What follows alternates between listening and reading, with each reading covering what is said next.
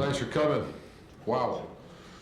I didn't see that one coming. I thought, you know, a lot of respect for Nebraska, and their coach is a friend of mine, and their only loss was a hard-fought overtime game last week, so it was back-to-back night games, so just the wear and tear, but just a A to Z, very good performance by our guys, so I'll answer your questions for you.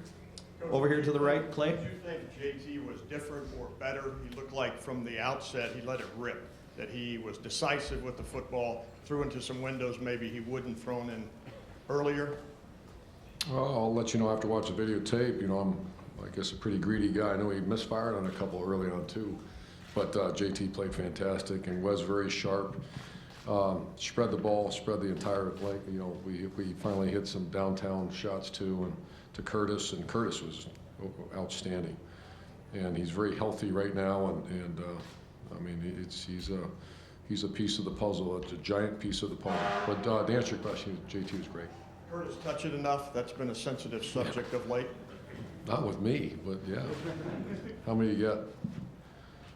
8. 13 all in the third quarter. Yeah. So he's okay. Over here to the left, Austin. Urban, you seemed very relaxed, at least when you were around us earlier in the week, even after the last couple of weeks with what was going on offense. Were you really so confident? No, I've been going to acting school, and that was a mess. Because I just thought, I really thought this was going to be a, you know, get the month of November and, you know, top 10 team coming in here, and I like the communication's been good. I like the fact that it wasn't pretty against Northwestern, but it was a street fight. Our guys fought really hard, found a way to win, had 2 great drives to close out the game, and started fast. And so now we're starting to put it all together, and it's a good. I'm glad it's happening now. You did seem to, you know, say that you thought that something like this was coming. Did you think to this extent that what you saw? No, I didn't think this was going to happen. Front row right, Tim. Yeah, Urban, could you speak to the impetus, I guess, that the Damon Webb interception return for a touchdown tip by Raquan McMillan just gave to the night, and of course Malik Hooker got another one. You guys now have a school record 6 interception returns for a touchdown. Just what that all Yeah, meant. that great momentum start, and then you know, then the offense scored again. I believe on our first drive again, and I think maybe we scored every drive. Yeah, we didn't punt, did we?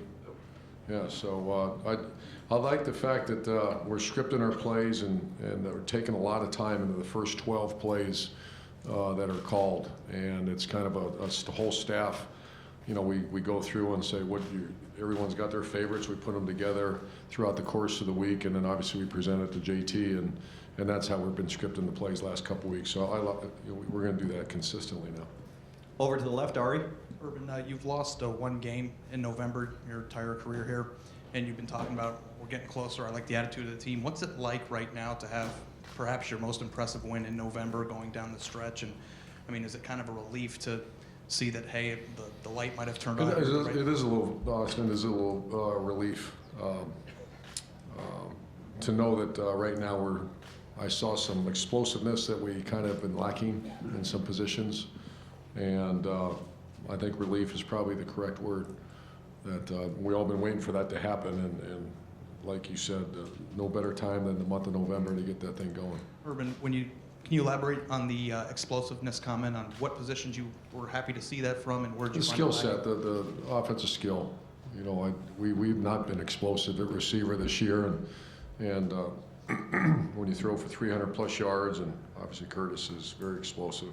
But I felt our receivers all day. They were running very sharp routes, very crisp routes against a good secondary, and JT was delivering the ball, but I thought our receivers played outstanding. Over here in the middle, Steve. Yeah, Coach, Mike Weber just seemed like maybe he left with a little bit of a shoulder issue. Just any idea? He's okay. Yeah, he's had right. an AC sprain. He's fine. That was precautionary. And just also ask, had a lot of guys who haven't gotten a chance to play in the last month because all the games have gone down to the wire. How important was it to get a McCall and Burrow? Boy, and DeMario looked great, didn't he? defense guys. Is he playing for a bigger role, McCall? Yeah, he might now. I mean, he's probably going to be our punt return. I'm going to evaluate that over this next few days.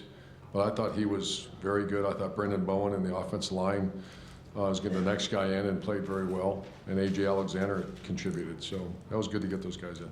Final 2 questions will come from Ivan and Pete over on the left.